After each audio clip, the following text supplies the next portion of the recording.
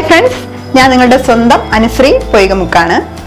അപ്പോൾ ഇന്ന് ഞാൻ നമ്മൾക്കൊക്കെ ഏറ്റവും കൂടുതൽ പേടി സ്വപ്നമായ പാമ്പ് കടിയേറ്റാൽ എങ്ങനെ എന്ത് ചെയ്യണം എന്ന വിഷയവുമായാണ് എത്തിയിരിക്കുന്നത്.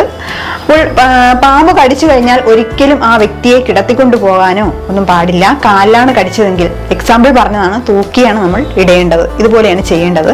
ഹൃദയത്തിലേക്ക് വിഷം വേഗം എത്താതിരിക്കാനാണ് ഇങ്ങനെ ചെയ്യുന്നത്.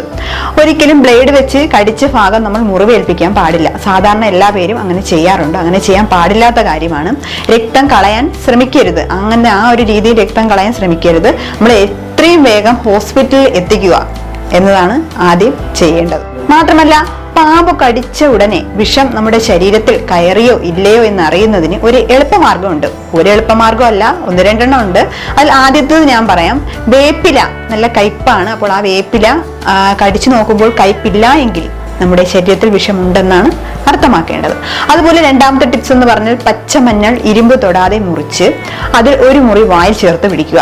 വിഷമുണ്ടായിരുന്നാൽ ആ മഞ്ഞളിൽ ഒരു നീല നിറം കാണപ്പെടും. ഇല്ല എങ്കിൽ 2 ഭാഗവും ഒരുപോലെ ആയിരിക്കും. അപ്പോൾ ഈ 2 ടിപ്സ് ഒന്ന് ചെയ്തു നോക്കുക. പാമ്പ് കടി ഏറ്റാൽ നമ്മുടെ ശരീരത്തിൽ വിഷമുണ്ടോ ഇല്ലയോ എന്ന് അറിയുന്നതിനുള്ള 2 ടിപ്സുകളാണ് ഞാൻ പറഞ്ഞത്. അപ്പോൾ ഇന്നത്തെ ഈ ഒരു എപ്പിസോഡ് എല്ലാവർക്കും യൂസ്ഫുൾ ആകും എന്ന് വിശ്വസിക്കുന്നു. മറ്റൊരു എപ്പിസോഡിൽ കാണാം. അതുവരേക്കും ബൈ ബൈ.